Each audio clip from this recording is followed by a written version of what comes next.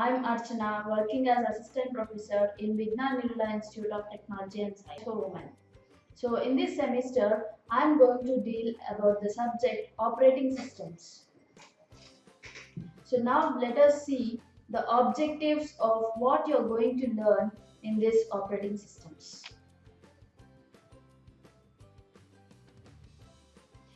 So coming to the objects, you will be able to study the basic concepts and functionalities of operating systems, what actually the operating system is, and you will be able to understand the structure of the operating system.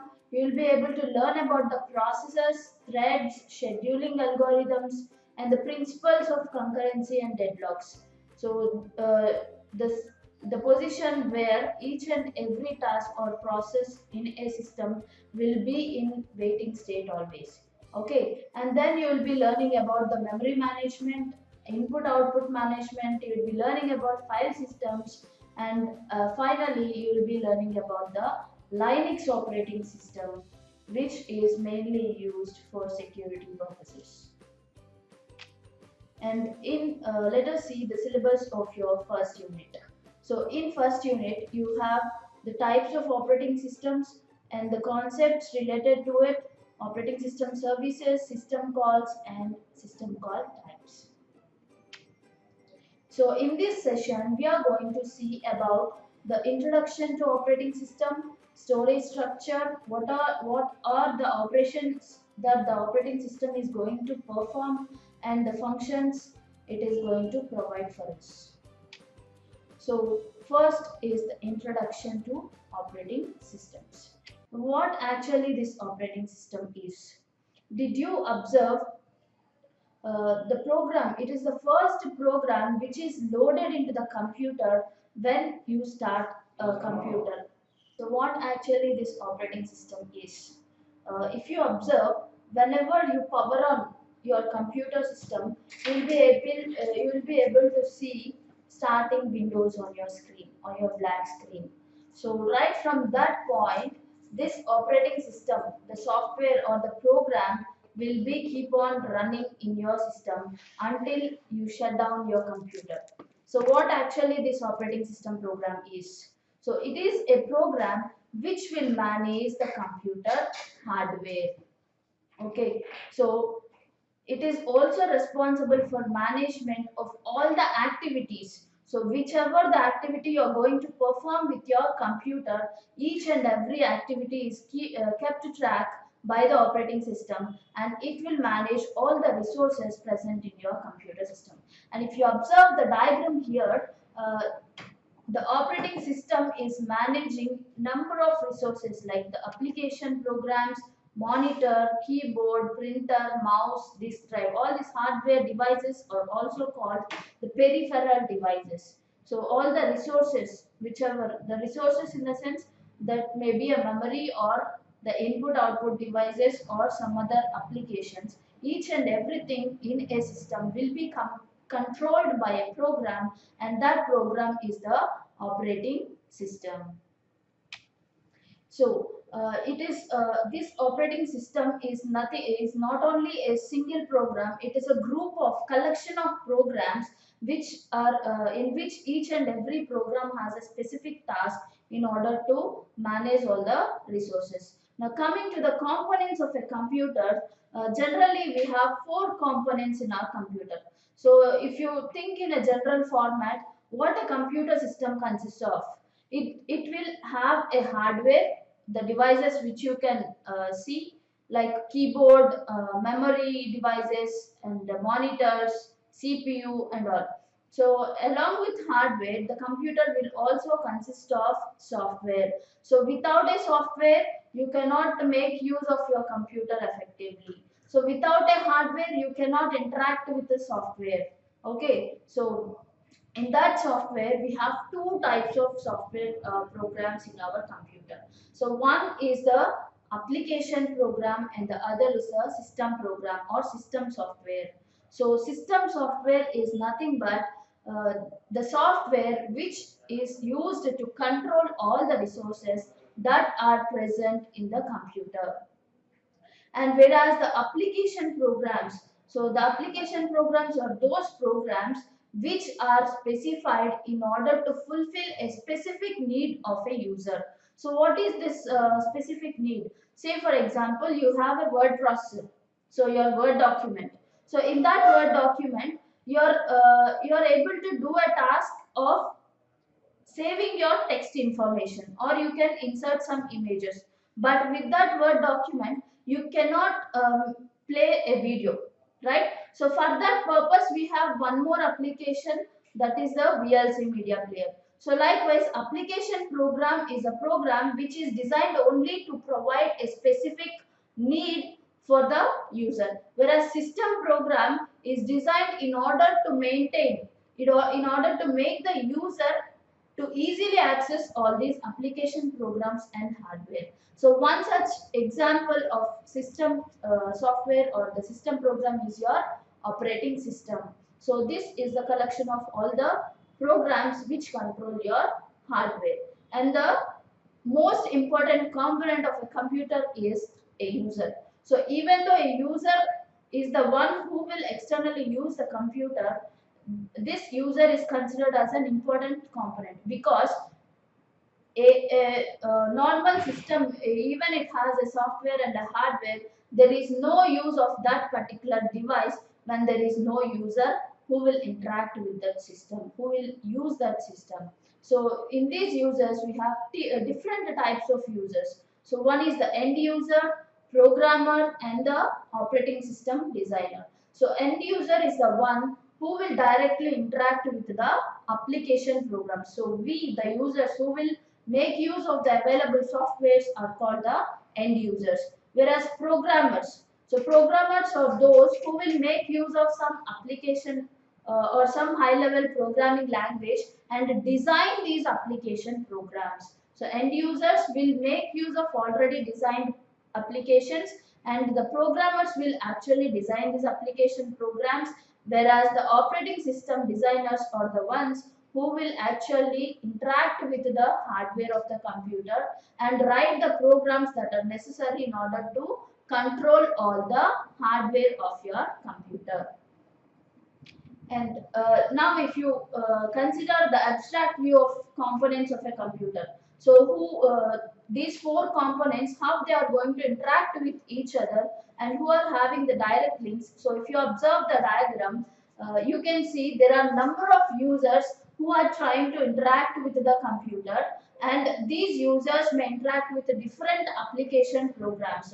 So these application programs, or say for example, you are using a Word document, the data you are giving in your Word document should be saved.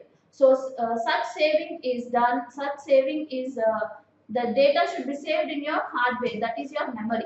So in order to save your data in memory, we cannot directly interact with the hardware. The operating system is the one which acts as interface between the users and the hardware. Okay, so with the help of operating system, we'll make use of or we'll save our data or perform some specific task without any difficulty. Then we can see this operating system in two views. So first one is your user view and the second is the system view. So in user point of view, that is in the users who are going to use, according to user point of view, the operating system will act as a performance controller. Okay, so the operating system will mainly concentrate on performance. So what is this performance actually? So performance in the sense how fastly the user is able to open an application, how fastly he is going to execute the applications or programs. Whereas the operating system will not concentrate on resource allocation. But in system point of view, so in internal background works, when it considers the background works that has to be done in order to perform a task for a user, then your operating system will is the one which will directly interact with the hardware. It also acts as the resource allocator. So resource allocator in the sense, if you want to perform some specific task, so right from the starting of the subject towards the end of the subject's topic, you need to remember that everything that you are going to watch on your monitor screen will be present in your main memory.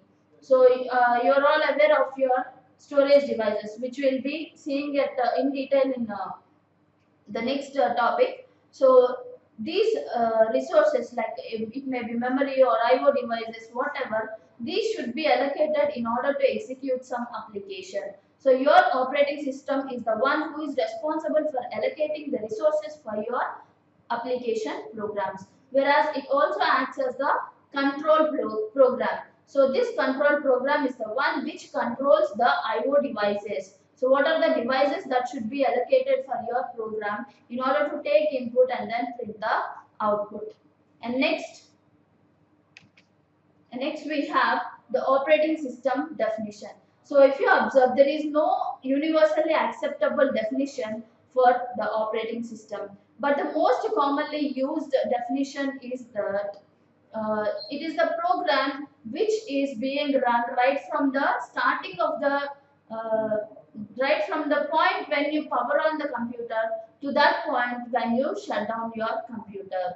Okay, so that program, which as we already discussed, that operating system is a group of programs. That program which is keep on running right from starting of the computer switched on to the end is called the kernel.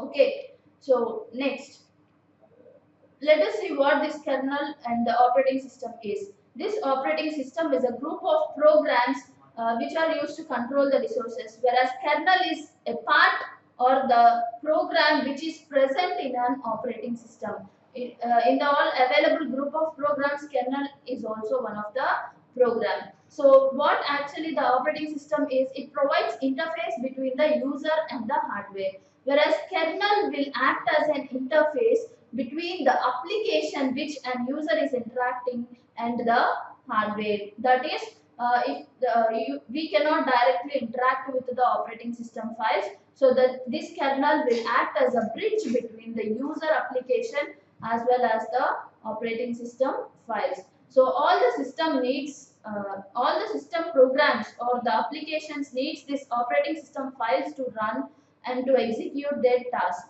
whereas the operating system needs kernel in order to execute these tasks correctly or perfectly. And this is the operating system is the first program to load in the system, whereas kernel is responsible for making the operating system to be the first program to load into a system. So that is the difference between the kernel and the operating system. So this kernel is one of the part of the operating system, and this kernel will allow all the operating system files in order to make them provide services for us and makes the users to interact with the system easily. And then next we have the topic storage structure. Now let us see what actually the storage devices or what are the devices present in our computer. So before going to the different types of storage devices, let us see how the CPU will actually execute the instructions. So the CPU will automatically load the instructions from main memory for execution.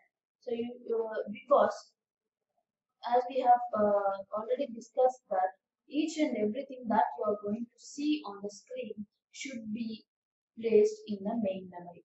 Okay, so this is because from main memory, the CPU has the only access to the main memory. It cannot access directly from the secondary storage devices. And the CPU follows some instruction circuit or the architecture in order to execute some instruction. So this CPU will automatically load the instructions from main memory for execution, because the CPU will have only the direct access only to access from the main memory. Okay, so in order to execute a particular instruction, the CPU should follow some set of steps, and these steps together are called an instruction execution cycle.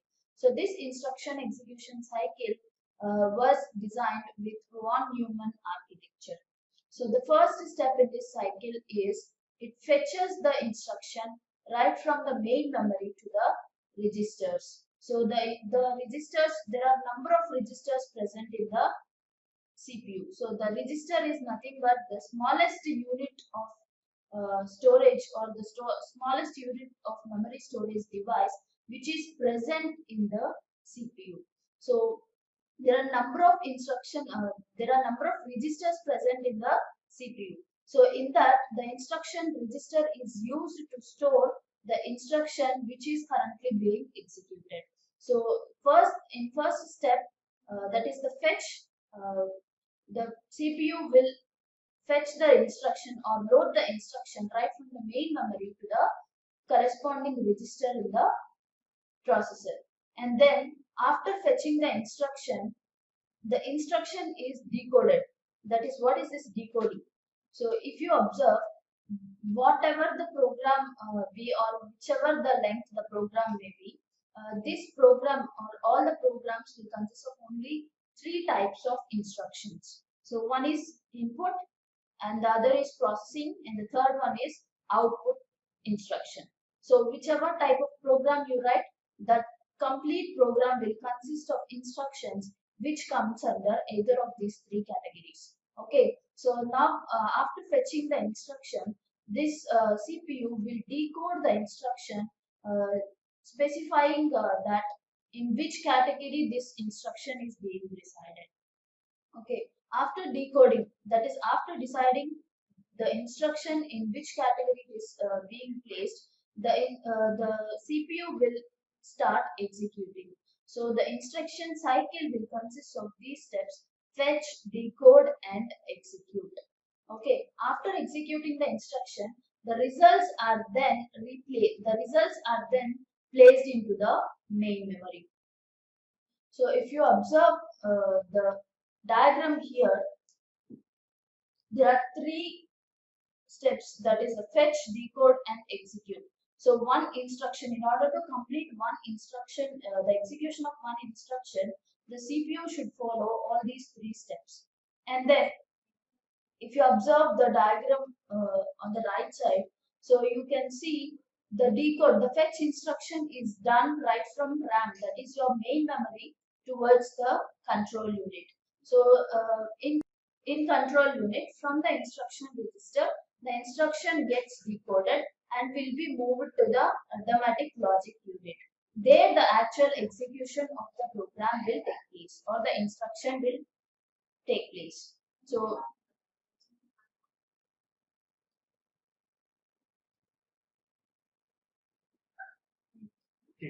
ఇంకొకటి 11 అయినా కొట్లా.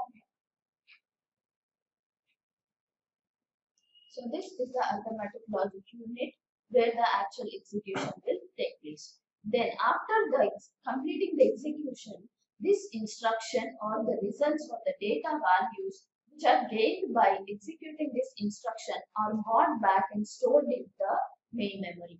So this is the instruction cycle. In order to execute one single instruction, the CPU should follow this instruction cycle. And next we have, in order to load these instructions, the CPU can load only from main memory, and we cannot store the programs in the main memory because we already discussed that CPU can load only instructions from main memory. Why? Because so then why do we need this other secondary storage devices? Why don't we store our programs into the main memory itself? So we don't do this because of two reasons. So one is the main memory, the capacity, the storage capacity of our main memory is too small. So we cannot place all the data, all the required data for us. So we cannot place all the required data on the main memory itself. And then the second thing, why we do not store these programs or data related to the user on main memory is because it is volatile in nature. Volatile in the sense, as soon as the power is off, the system is powered off, the data will be erased from the main memory. So for these two reasons, we use the secondary storage devices in order to store large amounts of data. And then if you observe the diagram here, you can see the types of main memory. So we have the RAM chip, which is mainly used as your main memory. So in that RAM, we have two variations. One is static RAM and the dynamic RAM. So this static RAM is built up with capacitors. So as we know, the computer is able to store only bits amount of data or the binary coded data, zeros and ones. So how this RAM chip, this is an electronic device chip. So how this electronic device is going to store these zeros and ones is, so this SRAM will consist of capacitors and transistors. So you already know that the capacitors are used in order to store some charge within them. So if the capacitor is fully charged, so that capacitor can be considered as indicating the bit 1. If it is not charged, it will be considered as the bit indicating 0. So with this, we can store the data in the format of zeros and ones. But the only disadvantage with this static RAM is the capacitors are not capable of storing the data continuously within them. They as a time being, they start losing the charge. So after some time, if we try to read the data, there may be changes and the data may not be the actual data which we have stored. So for this purpose and by overcoming this disadvantage, we have one more type of RAM called dynamic RAM. So in this dynamic RAM, flip-flops are used in order to store the data. So due to these flip-flops, we have no disadvantage like discharging the electric charge. And then we have one more device, that is read-only memory, ROM. So we have previously we have discussed about kernel, right? So kernel is the only program which loads the operating system files into the RAM. So actually these operating system files, the programs which are relating to the operating system software will reside in secondary storage device. Okay, so secondary storage devices are non-volatile in nature. That is, we can store the data permanently in a secondary storage device. So actually the operating system files, when so operating system is the program which needs to be run right from the start of the system to the shutdown of the system, right? So in that case, how that how the hardware of the system knows that this is the file or these are the particular files of operating system which are to be loaded into the RAM as soon as the system is powered on. So that was done by the kernel, which we have discussed previously. So this kernel will load the actual operating system program which is required to start the resources of a computer. And that program, that operating system program is called the bootstrap program. So this bootstrap program is loaded by the kernel into the RAM. So then where this kernel is residing? This kernel will reside in the ROM chip, read-only memory. Is this read-only memory will can permanently store the data. So this read-only memory chip, the ROM chip, will be getting the power continuously by a battery, a small battery which is present in your circuit motherboard, and that battery is called CMOS battery. So that CMOS battery will continuously supply power to your ROM chip, and this kernel program will be in activation. So as soon as the power is switched on, so we have one more device called simple mode power supply in our computer, and that will pass the power to all the systems in your computer. So as soon as the power is passed to this SMPS, simple mode power supply, so the kernel will the kernel will pass a command in order to load the bootstrap program into the RAM, and from there, then that is the point where you will be seeing starting windows on your computer as you soon switch on your computer. So in this ROM, we have three types of chips, and that one is a programmable read-only memory, erasable programmable read-only memory, and the third one is the electrically erasable programmable read-only memory. So as the normal ROM chip, we can only write data once. So that is the kernel, the program which which indicates the kernel is written onto the ROM.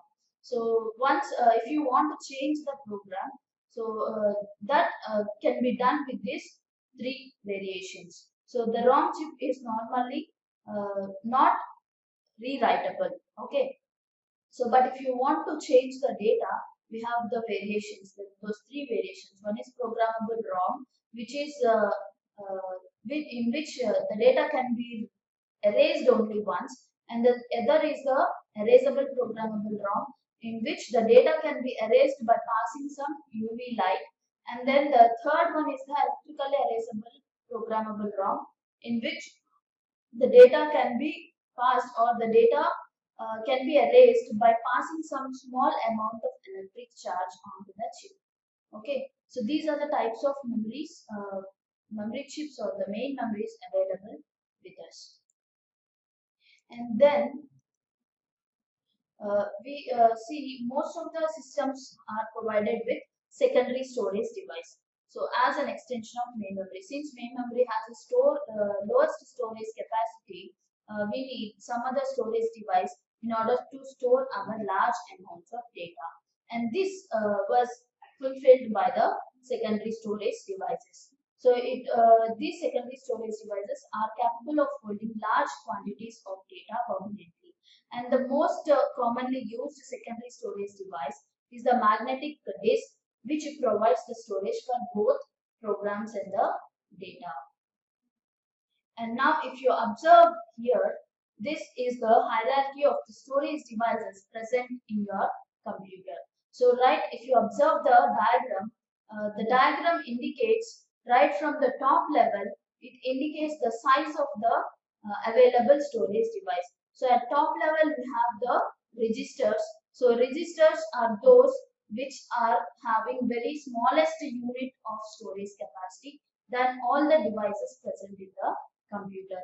And then in next level we have caching. So registers are those which are present in the CPU itself. So CPU, when it is executing an instruction, the actual data or the data related to the instruction which is being executed is present in the registers. Okay. Then we have the in next level we have the cache memory. So cache memory is that memory which is used to store instructions which are repeatedly used, frequently used by the users. Say for example, if you are executing a program and if that program consists of a loop, so that loop will be executed repeatedly, right? So that instructions which are present in the loop can be placed in the cache memory. So that why we need to place that cache in those instructions in cache memory is because if you place them in cache memory has the faster access time. That is, the CPU can access data very fast when compared with the main memory. So for this reason, those instructions which are placed or which are being repeatedly executed are placed in the cache memory. Okay, so this cache memory will provide better performance, better system performance by providing the faster access to the CPU. And then next level we have the main memory.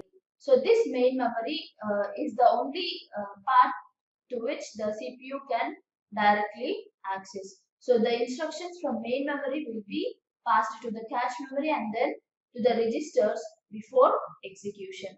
So then we have right from the solid state disk to the magnetic disk. All these devices comes under the secondary storage devices, which are considered as the permanent storage devices or the non-volatile devices. And the cost, if you see, right from top level, the cost also decreases. Since the top level devices like registers, cache memory and main memory have the faster access time. So the cost of these devices is more. Whereas these devices, the secondary storage devices cost is very less when compared to the primary storage devices. And the storage capacity is inversely proportional to the cost. That is, if the cost is more for registers, whereas the storage capacity is less. Whereas the storage capacity is more for magnetic disk and the cost is less. So this is the storage device hierarchy which is present in our computer. And then, so next, now let us see what are the operating system operations. What operations your operating system is going to perform. So we have two types of operations here. One is dual and multi modes, and the other is the timer. So your operating system will also act as a timer. Now let us see each and every one in detail. So first one we have is the dual mode. So in dual mode we have that is the operating system will operate in two modes in a computer. So one is the user mode and other is the kernel mode. This kernel mode is also called the supervisor mode or the system mode or the privileged mode. Privileged in the sense having more permissions than the remaining modes or remaining operations. Okay, so in order to indicate that the operating system is in a particular mode, one bit of information is added to your hardware, and that bit is called the mode bit. And this mode bit, if the mode bit is filled with 0, then it indicates the operating system is present in the kernel mode. If the mode bit is 1, then it indicates the operating system is in the user mode. So when this operating system is being present in user mode and when it is being present in the kernel mode. So let us see it using the diagram. So here if you observe on the top the user mode, when the user is interacting with a user process, then the operating system will be acting in a user mode. So in user mode, suppose if you are trying to take some input from the user. So for that purpose, you need to activate the input device. So that is one of the resource of your computer. So in such case, your operating system or your application should interact with the operating system, and that operating system should provide you the resource, the input device. Okay, in such case, the signal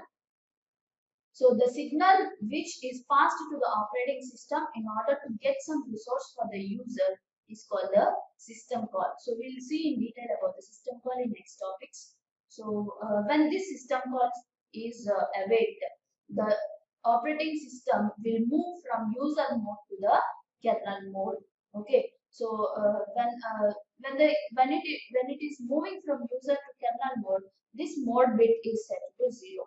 So once the system call is executed, that is the resource that is required by your process is available, then that result is returned back to the user process. That is your user process will be now able to take the input from the user. So in such case again the mode bit will be set to 1. So only when the interrupt occurs, when you are executing a process and when the interrupt occurs, the operating system will be shifting from user mode to the kernel mode, and it will come back to the user mode once the system call execution is completed. So why do this operating system need to shift from these two modes? One is why it should be in user mode, and why it should shift to the kernel mode. It is because in order to protect the system files, in order to restrict the user to access the actual system files or the operating system files, and restricts the user to in order to stop him modifying the operating system files. And then next we have the multi-mode. So in multi-mode, the CPU uses more than one bit in order to set the test condition. So that is in order to recognize in which mode the operating system is being residing, it uses more than one bit. So here the CPU will support multi-mode when it is using the virtual machine. So that is sitting in one system and having an access with other system. So in such case, the virtual machine manager is the program that will enable the user to gain control over the remaining operations. So when you are using this virtual machine, your operating system will be working in multi-mode. So this virtual machine mode or this virtual machine manager will have more privileges, that is more permissions when compared to the normal user applications or the the less permissions than the kernel. So finally, kernel is the ultimate program which will have the complete control on the system or the resources of a system. Then let us see the timer, how the operating system acts as a timer. So along with, before talking about it, let us see a small topic about system clock. So the devices or the devices present in a CPU are registers, as well as we have one more device called the system clock. So you can compare the system clock with your normal clock. So now in normal clock we have the smallest time unit, that is second. And in the same way, the system clock will also generate the smallest unit of time, and that unit of time is called a tick. So this system clock will generate number of millions of ticks per second. Okay, so how do we know? We all will be telling that a processor is capable of executing millions of instructions. A CPU is capable of executing millions of instructions per second. How can we know that this CPU is capable of executing this many number of instructions per second? So that can be given by the system clock. So if the system clock generates 1 million ticks per second, then you can say that your processor is able to perform uh, or execute 1 million instructions per second.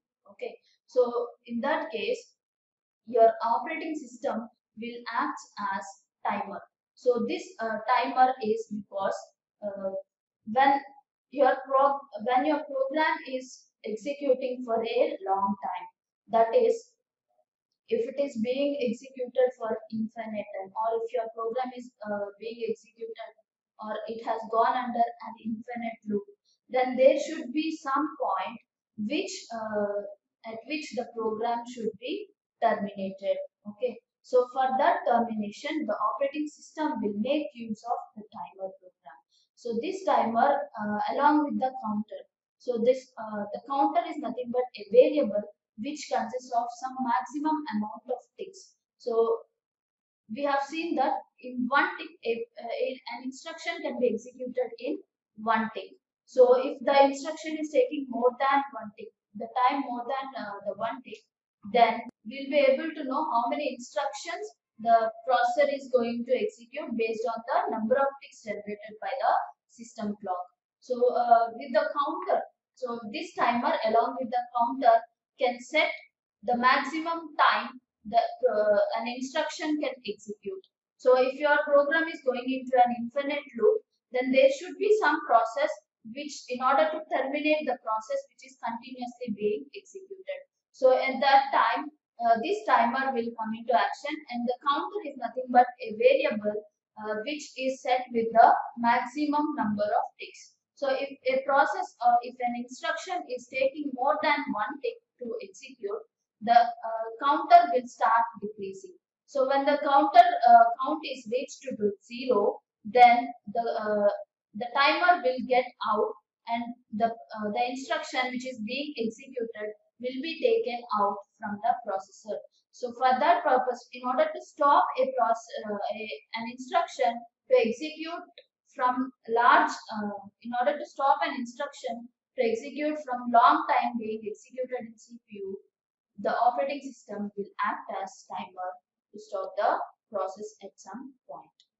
So in next video, we'll see what are the functions an operating system is going to perform. And thanks for watching.